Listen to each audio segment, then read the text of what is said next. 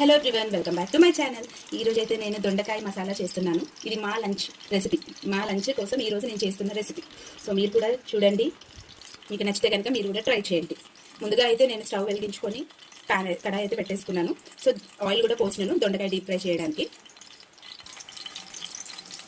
ముందుగా ఇట్లా ఫ్రై చేస్తున్నాను నేను ఆయిల్లో. ఇది ఇలా డీప్ ఫ్రై అయ్యేలోపు నేను ఇక్కడ కావాల్సిన ఇంగ్రీడియంట్స్ రెడీ చేసుకున్నాను. ఇందులో ఎండు కొబ్బరి, పల్లీలు, నువ్వులు, కొన్ని ధనియాలు ఉన్నాయి. సో నేను దీని మసాలా కోసం ప్రిపేర్ చేసుకుంటున్నాను. ఇవైతే బాగా ఫ్రై అయిపోయినాయి, నేను తీసేస్తున్నాను. ఇప్పుడు కూరకు సరిపడ్డ ఆయిల్ వేసుకున్నాను. ఇందులో కొంచెం సాజీరా వేసినాను. ఇది ఫ్రై చేసిన ఆయిల్లోనే ఆనియన్స్ కొంచెం లైట్గా ఫ్రై అయిన తర్వాత ఫస్ట్ ఉల్లిగడ్డ ఇవన్నీ వేసుకున్నాను.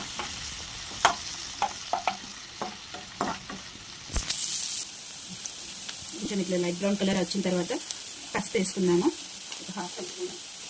నెక్స్ట్ అల్లం వెల్లుల్లి పేస్ట్ వేసుకున్నాను.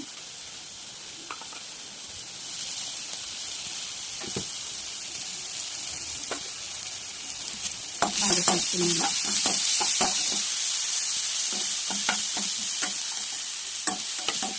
2 minutes అయిన తర్వాత అల్లం వెల్లుల్లి పసుపు వాసన పోయినాక ఫ్రై చేసి పెట్టుకున్న దొండకాయలు వేసుకున్నాను. నేనైతే దొండకాయలు చాలా తక్కువ క్వాంటిటీలో తీసుకున్నాను, ఎందుకంటే మా ఇంట్లో దొండకాయలు ఎవరు తినరు. ఈ వేసినవి కూడా నేను ఒకదాన్ని తింటాను. వాళ్ళు జస్ట్ ఆ మసాలా గ్రేవీ ఒక్కటే వేసుకొని తింటారు మా ఇంట్లో. సో అందుకనే నేను దొండకాయ చాలా తక్కువ క్వాంటిటీలో తీసుకున్నాను. నేను ఇప్పుడు కారం వేస్తున్నాను. నేనైతే ఇక్కడ 2.5 టేబుల్ స్పూన్స్ కారం వేస్తున్నాను. అంటే నేను చేసే క్వాంటిటీని బట్టి. ఉప్పు అయితే ఒక 1.5 వేస్తున్నాను. తర్వాత టేస్ట్ని బట్టి మళ్ళీ వేసుకోవచ్చు. మామూలుగా ఫ్రై చేసిన దొండకాయ అయితే తింటారు, కానీ ఇట్లా మసాలా కోసం ప్రిపేర్ చేసినవి అయితే తినరు. సో ఇప్పుడు ఇవన్నీ వేసినాను కదా, కొంచెం మగ్గనిద్దాము ఇవన్నీ. దాని తర్వాత నేను చింతపండు పులుసు వేస్తాను. సో చూద్దాం ఒకసారి.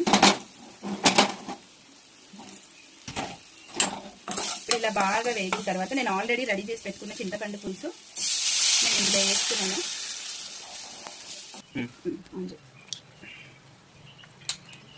ఇప్పుడు ఈ మసాలా ఏదైతే ఉందో నేను ఆల్రెడీ నూరి పెట్టుకుంది, అది కూడా ఒక 1.5 స్పూన్ వేసాను.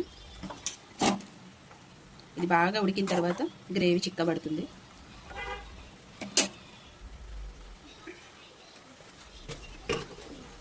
ఇందులో కొంచెం గరం మసాలా కూడా వేసేసి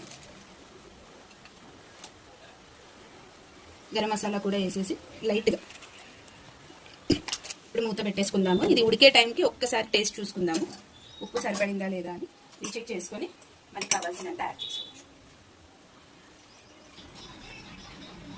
చూడండి ఇలా మంచిగా ఉడుకుతుంది. సో నేను లాస్ట్గా కొత్తిమీర వేసేసి ఇంకా స్టవ్ తీసేస్తున్నాను.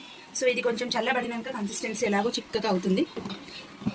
నా దొండకాయ మసాలా అయితే నా స్టైల్లో రెడీ అయిపోయింది. మీకు నచ్చితే కనుక ఈ వీడియోని లైక్ చేయండి, షేర్ చేయండి, ఛానల్ని సబ్స్క్రైబ్ చేసుకోండి, బెల్ సింబల్ కొట్టడం మాత్రం మర్చిపోకండి. మా లంచ్ రెసిపీ వచ్చేసి ఈరోజు దొండకాయ మసాలా విత్ బగారా రైస్. మీరేం తింటున్నారో కామెంట్ చేయండి. Thank you.